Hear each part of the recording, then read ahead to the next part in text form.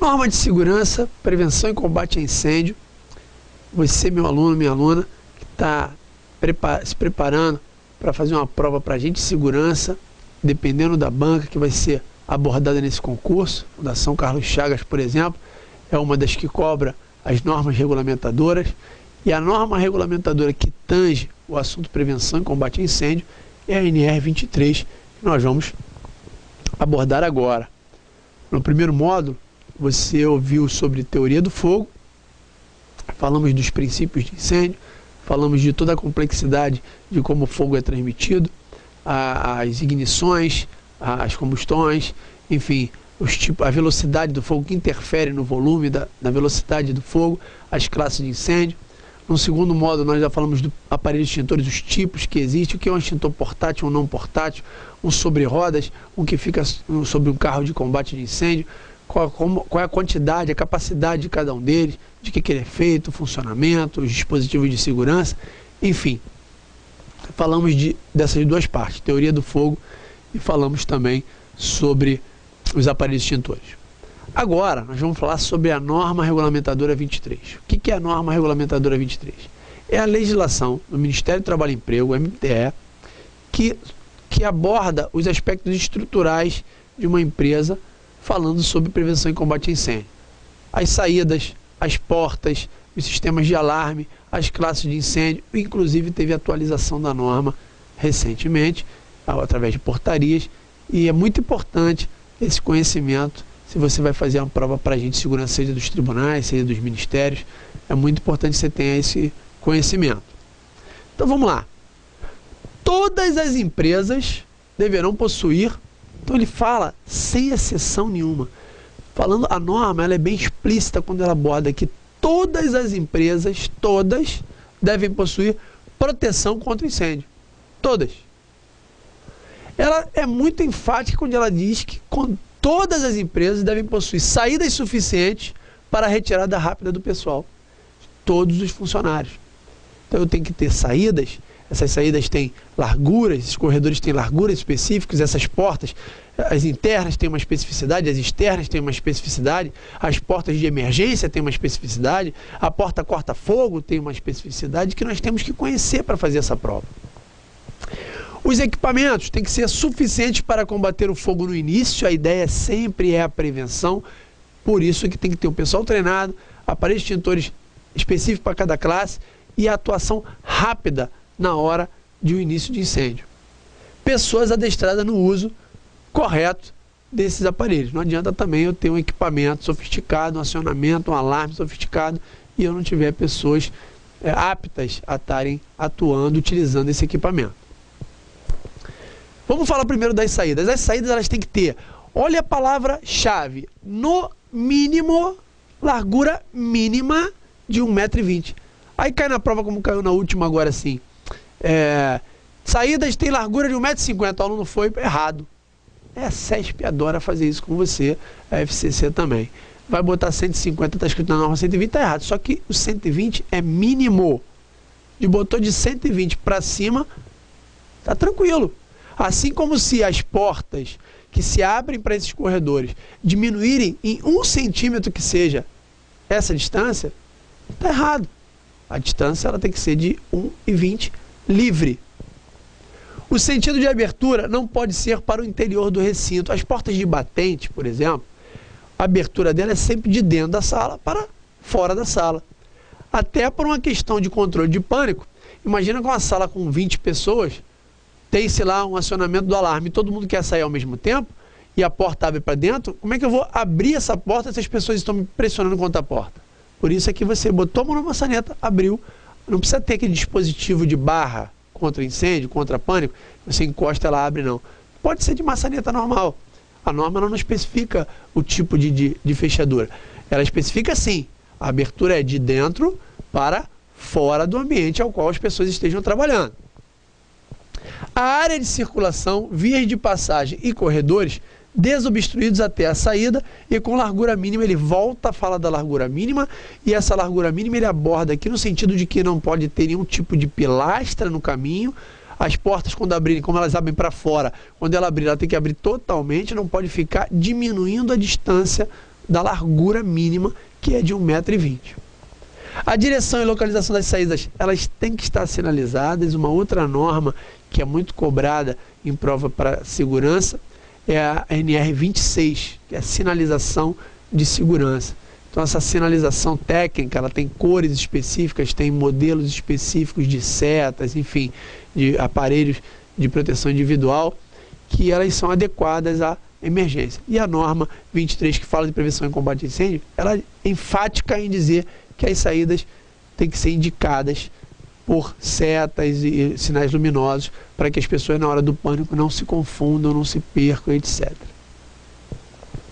As saídas devem ter uma distância do local de trabalho, se essa pessoa trabalha em um local com um risco muito grande, de 15 metros, então um risco muito grande, da sala onde ele trabalha até a saída tem que ter 15 metros no máximo, e 30 metros para de risco médio ou pequeno. Risco médio ou pequeno, 30 metros, pode ser o dobro da minha sala até a saída mais próxima.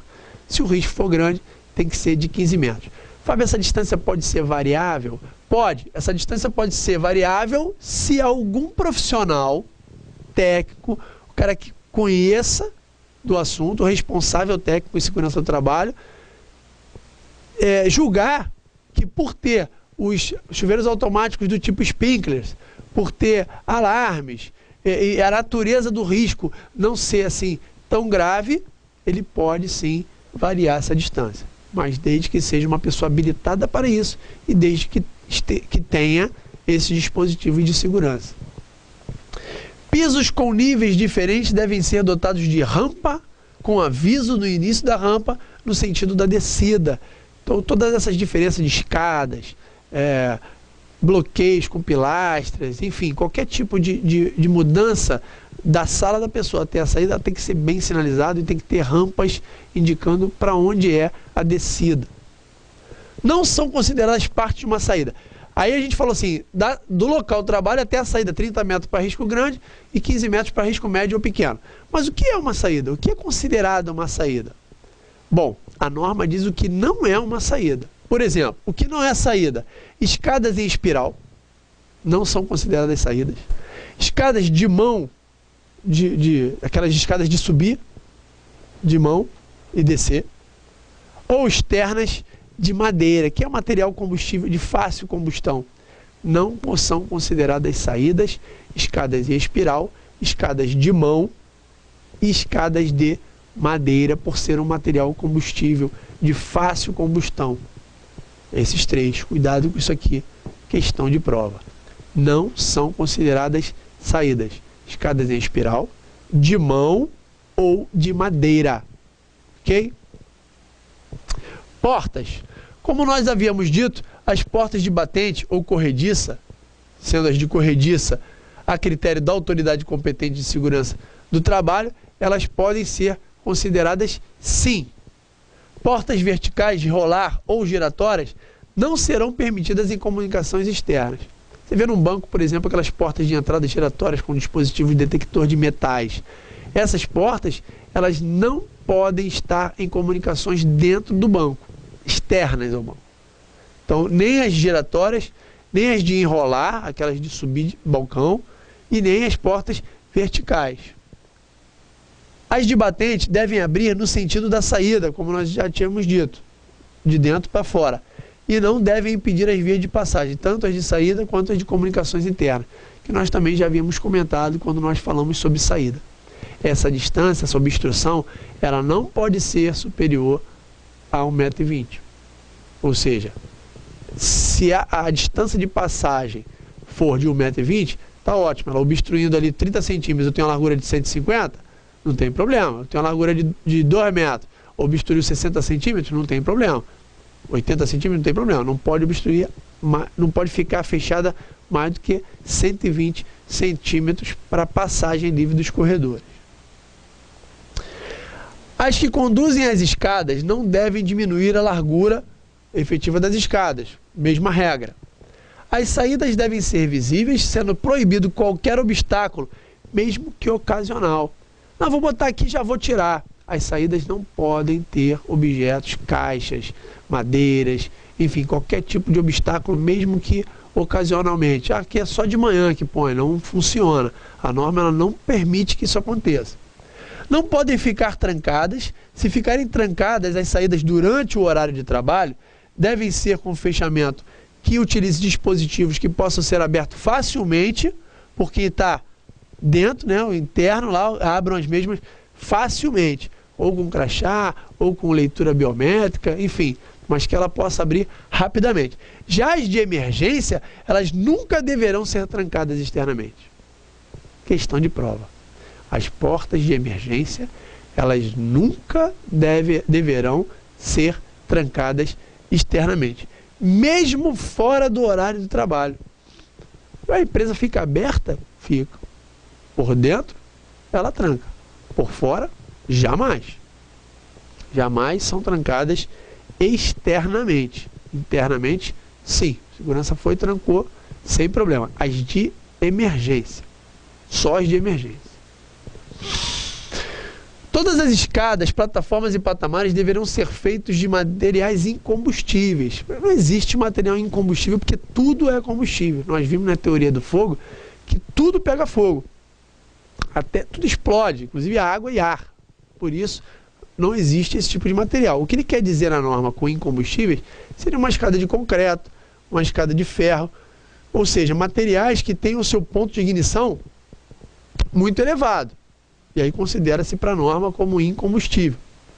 Os ascensores, poços de monta-carga nas construções que tenham 2 pavimentos, devem também ser de material resistente ao fogo, mesma coisa, ou de metal ou de concreto. Portas corta-fogo, muito interessante o item, vou deixar até o item aqui, é o 23 porque a norma é 23. 23.6.1, ele diz que as caixas de escadas deverão ser providas de portas corta-fogo, fechando-se automaticamente e podendo ser abertas facilmente, pelos 2 lados. Ele não obriga que ela abra para os 2 lados. Ela diz que podendo ser aberta para os 2 lados. Isso é muita divergência. Na verdade, a interpretação aqui é clara. Ela deve ser aberta sim para os 2 lados. Você entra num prédio comumente, você vai observar, primeiro que a cor da porta eles pintam erradamente. Vai pegar uma porta dessa e pinta de cinza. Essa porta, ela deve ser pintada de vermelho, porque a porta corta fogo. É material de combate a incêndio, prevenção e combate a incêndio. Segundo a norma regulamentadora 26, a cor vermelha é utilizada para todos os equipamentos relacionados à prevenção e combate a incêndio. Como é porta corta-fogo, fala de combate a incêndio, é para combate a incêndio, uma saída de emergência, ela deve ser pintada de vermelho, até para diferenciar das demais portas, para que as pessoas vejam uma porta vermelha e saibam que é uma saída de emergência. Essas caixas de escada, é muito comum em apartamentos, é muito comum em prédios comerciais, ela normalmente tem 2 portas, tem a caixa, e essas portas elas têm que abrir para ambos os lados. Foi questão de prova e o aluno ele se confunde. Por quê? Porque ele fala assim, não, está dizendo que podendo ser abertas facilmente pelos 2 lados. Não quer dizer que é obrigatório. Quando ele diz que pode ser aberta pelos 2 lados, ele está afirmando que a porta pode ser aberta para os 2 lados. Não há dúvida. E o fechamento automático não significa que tem um dispositivo eletroeletrônico. Um sistema de molas comum seria um fechamento automático. Empurrei, a porta fechou. Por que isso é importante no combate a incêndio? Na hora da fuga, o fogo ele vem buscando oxigênio. A partir do momento que eu abrir a porta, ele vai encontrar oxigênio e vai vir atrás de você. Se eu passei, larguei, ela fechou, o fogo não viria mais atrás de mim. Por isso que chama-se porta corta-fogo. E ela é feita de material incombustível, entre aspas, metal. Combate ao fogo. O que devemos fazer antes de qualquer coisa? Então, primeiro, acionar o sistema de alarme. O sistema de alarme ele deve ser audível em todos os lugares da empresa. Ele deve ter um som diferenciado dos demais alarmes. Botãozinho vermelho, caixinha de acrílico facilmente quebrável com a inscrição quebrar em caso de emergência. E você acionar o alarme. Depois que acionou o alarme, você vai chamar a instituição responsável em combate a incêndio, que é o Corpo de Bombeiros. Desliga as máquinas e aparelhos. Isso aqui tem que ter uma preocupação, porque aqueles aparelhos que não devem ser desligados, mesmo em caso de incêndio, eles devem estar etiquetados com essa inscrição. Atenção, em caso de incêndio, não desligar. Pô, Fábio, o que eu não deveria desligar em caso de incêndio? É simples. Um sistema de ventilação que refrigere, por exemplo, um reator, e o reator está aquecendo e entrando em chamas, se eu desligar, ele vai explodir. E nesse caso, eu vou deixar esse sistema de refrigeração, de ventilação dos reatores ligado. Não posso desligar em caso de combate a incêndio. Em caso de incêndio, um exaustor que tire a fumaça, o monóxido de carbono da queima incompleta, que nós vimos na teoria do fogo, eu não posso desligar esses exaustores. Por isso, ele deve estar etiquetado. Porque no normal, eu tenho que desligar os aparelhos elétricos, para não agravar o incêndio. E por fim, atacar o princípio de incêndio o quanto antes. Isso aqui não é uma ordem, minha gente. Não é uma ordem. É o que a gente deve fazer antes de tudo. Pensar a todo momento. Mas sempre que estiver mais próximo de mim. Porque o fogo começa numa latinha de uma lixeirinha, e aí não, primeiro eu tenho que acionar o alarme, depois eu tenho que chamar o bombeiro, depois eu tenho que desligar as máquinas, quando for ver aquela lixeirinha, para ele combater o princípio, já não é mais a lixeirinha que está em chamas. É toda uma sala de material com combustíveis. Por isso que não, isso aqui está na norma como uma sequência, A, B, C e D, mas não é uma sequência lógica, nessa ordem. É para fazer o que tiver mais fácil, o que você julgar mais efetivo no combate ao incêndio. Situações especiais. Aparelhos que não devam ser desligados, que a gente comentou quando eu falei anteriormente sobre os aparelhos elétricos, eles têm que estar com uma placa de aviso, porque são aparelhos que de repente vão impedir o agravo desse incêndio. Para certas atividades podem ser exigidos requisitos especiais de construção, portas e paredes corta-fogo, diques ao redor de reservatórios elevados, de inflamáveis, entre outros. Imagina você lá na Petrobras, os tanques de GLP, o gás líquido feito de petróleo, e o princípio de incêndio começou lá no topo. Nesse caso, as escadas ao redor das tubulações, elas são fundamentais, porque com um extintor pequeno, eu vou conseguir subir essas escadas e apagar aquele princípio de incêndio antes que ele se torne algo incontrolável. Aí eu chamaria de incêndio. As portas corta-fogo, dependendo da região da sala, se tiver material explosivo ou material combustível, nesse caso eu vou ter que ter também um dispositivo de segurança especial para cada caso. Exercício de alerta. Os exercícios eles são frequentes. Eles devem ser treináveis sempre que possível, mas a norma ela é específica em alguns pontos. Por exemplo, pessoal gravar o sinal de alarme. Primeira coisa, o treinamento ele serve para isso. Para que todo mundo saiba que aquele toque é de alarme. Não adianta eu ter a mesma sirene que avisa para o almoço, sendo a sirene que avisa em caso de incêndio. Não, mas para almoço toca 2 vezes. Para incêndio toca 3. Não vai funcionar. É um som diferente de todos os outros sons para os empregados. E o exercício serve para quê? Para que ele identifique esse som como uma evacuação, uma necessidade de evacuação em caso de emergência.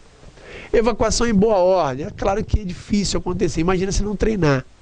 O pânico, ninguém consegue controlar um estado emocional de uma hora para outra. Serve para evitar o pânico. Para tudo isso, existem as equipes treinadas, as brigadas de incêndio, os responsáveis. Não precisa ser uma brigada, mas eu posso ter em cada bloco de setor uma pessoa treinada, aquela que tem mais habilidade, que tem mais afinidade com esse assunto. Tarefas e responsabilidades específicas para cada um de cada setor, e a sirene saber se ela está sendo audível em todos os lugares. Eu pedi uma empresa grande, com um espaço territorial grande, uma área grande, e a sirene toca no pátio central, de forma que quem está nas extremidades não consegue ouvir o som. Por isso é que o treinamento é importante. Então, recapitulando, para que serve o exercício de alerta? Primeiro, ele tem que ser periódico, serve para o pessoal gravar qual é o tipo de alarme, serve para uma evacuação em boa ordem, ser treinada, serve para que a pessoa controle o seu pânico, serve para determinar as responsabilidades e as tarefas, e serve para saber se todo mundo da empresa consegue ouvir o sinal de alarme. O exercício ele deve ter um chefe, um ajudante, o número deve ser necessário de acordo com o tamanho da empresa, com o número de funcionários. O treinamento ele é sempre como se fosse real. Não adianta você querer, quem treina joga, esse é o chavão, por isso você não vai deixar todo mundo ciente que é um treinamento. O importante é tentar fazer uma surpresa às vezes. Quando houver brigada, os exercícios são periódicos sem aviso, para confundir mesmo o pessoal. E a brigada deverá conter membros dos operários, dos guardas, dos seguranças. Daí a necessidade de você conhecer esse assunto, você, meu amigo, minha amiga, que pretende ser segurança dos tribunais ou dos ministérios. Vai ter casos em que você vai assumir a responsabilidade de brigadista no caso de uma emergência. Daí a cobrança desse conhecimento. Muito importante na área de prevenção e combate a incêndio, que é a norma regulamentadora 23. Vale lembrar que ministérios específicos, tribunais específicos, instituições específicas, como Forças Armadas, também, elas têm normas próprias para ela. Só que, numa emergência, num problema que der, se alguém acionar judicialmente, a justiça ela vai abordar a norma do Ministério do Trabalho e Emprego, que é a NR 23. Independente da sua empresa ter uma norma sistêmica específica para a empresa, ter uma norma padrão de ação específica para a sua empresa, no final das contas ela vai ter que estar adequada a essa norma aqui, porque é essa norma que vale para o Ministério do Trabalho. Classe de fogo, extintores portáteis, isso é o que cai na prova, minha gente. Essa tabela aqui que é o calo no pé do aluno, apesar dela ser bem simples, mas algumas coisas podem confundir. Essa tabela é a tabela mais importante para a tua prova. Por que ela é mais importante? É a que mais cai, a cobrança, ela é sempre muito grande em cima da classe do incêndio específica e o extintor apropriado a essa classe. Confunde um pouco, tem algumas especificidades e a gente vai sanar qualquer tipo de dúvida agora. Bom, classe A. A classe A são os materiais de fácil combustão, materiais sólidos que queimam em superfície e profundidade. São os sólidos inflamáveis. Madeira, tecido, papel, papelão, enfim, esses materiais de fácil combustão e que são sólidos, queimam em superfície e têm característica de deixar resíduos, superfície e profundidade e deixar resíduos. Qual seria o melhor agente extintor para eles? Bom, a água pressurizada seria o ideal. A água é o ideal para essa classe. Posso utilizar espuma? Posso utilizar a espuma mecânica, sim. E posso utilizar o dióxido de carbono. Observe que o dióxido de carbono, ele fala no princípio, no início. Cuidado com isso. Eu só posso usar CO2 para a classe A no seu início. Ele fala de pó químico para a classe A? Não. Isso está na norma. Qualquer prova a gente anula se o cara botar a utilização de pó químico para a classe A. Então, classe A é água ou espuma, efetivamente, porque apaga resfriando. Então, é o necessário para quem queima em superfície e profundidade. E o CO2, que apesar de apagar por abafamento, se for no início, no princípio, ele também pode ser utilizado. Para a classe D, são os materiais que queimam somente na superfície, não deixam resíduos. São os líquidos inflamáveis, querosene, óleos lubrificantes, gasolina, álcool e os gases também. Butano, propano, GLP, acetileno, são os gases que queimam em superfície e não deixam resíduos. Qual é a aplicabilidade, qual o extintor de melhor aplicabilidade para eles? Bom, o extintor ideal aqui seria ou o CO2, ou o pó químico, ou a espuma. Seriam aqueles que apagam por abafamento. E aí eu incluiria também o balde de areia. Um balde com areia. Seria um paliativo. Não vou dizer um paliativo, seria seria um complemento. Se eu tiver o balde de areia, eu posso utilizá-lo na classe B. B, lembrando que a classe B são os líquidos inflamáveis e os gases inflamáveis. Dióxido de carbono, pó químico, espuma, sendo também como acessório o balde de areia. Incêndio da classe C são os equipamentos elétricos energizados. Não é simplesmente equipamento elétrico, ele tem que estar energizado. São todos os elétricos eletrônicos e são os transformadores, enfim, as fiações, por aí vai. Qual é o melhor método extintor para esse tipo de classe de incêndio? Ora, eu posso utilizar o gás carbônico, Seria o ideal o gás carbônico porque não danifica o material. Mas só o gás carbônico? Não, eu posso utilizar o pó químico. Lembrando que o pó químico, ele é corrosivo e ele vai destruir esse material eletroeletrônico. Não vai haver nenhuma possibilidade de aproveitar determinados componentes desse material. Então, recapitulando, na classe C, CO2, o pó químico são os ideais. Fábio, vamos voltar numa situação aqui. Você não falou da utilização de água na classe B. Realmente eu não falei, porque eu queria terminar a B e a C, para você entender que a água, ela é específica para a classe A. Ué, mas a norma está dizendo que pode ser utilizada na classe B e na classe C. Mas tem uma especificidade. E essa foi uma das atualizações através de portaria que a NR23 sofreu. Portanto, cuidado, porque isso cai muito na prova. Por isso eu deixei para falar dela separadamente. Então vou voltar à classe B, que são os líquidos combustíveis. Líquidos e os gases. São aqueles que queimam por superfície e não deixam resíduos. Posso utilizar água, Fábio? Pode. Anota no seu caderno aí. A água somente pressurizada sob a forma de neblina. Ué, tem extintor portátil assim? Não. Não confunda a utilização de água do extintor portátil de água para a classe B.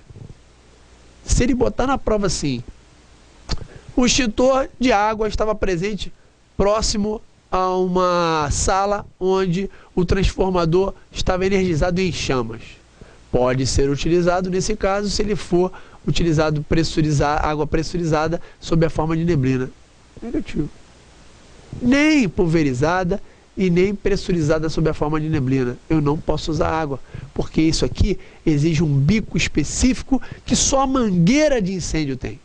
Então, um dispositivo que você gira e ele pode jogar água pulverizada na forma de neblina ou ele pode jogar água simplesmente pulverizada. Qual das duas cai mais água, Fábio? A de neblina cai mais água.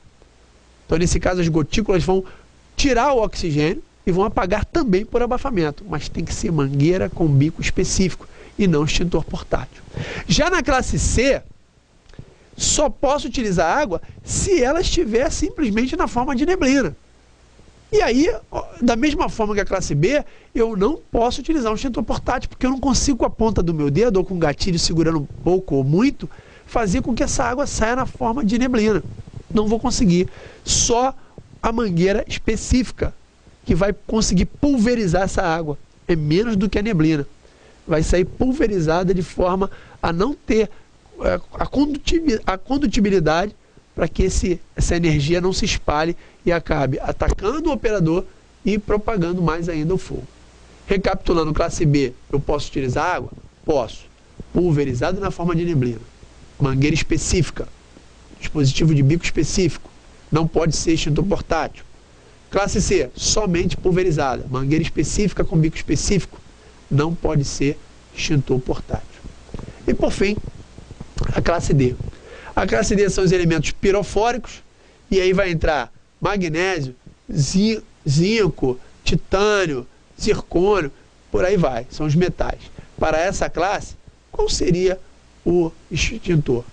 Só extintor especial. Somente extintor especial. Pó.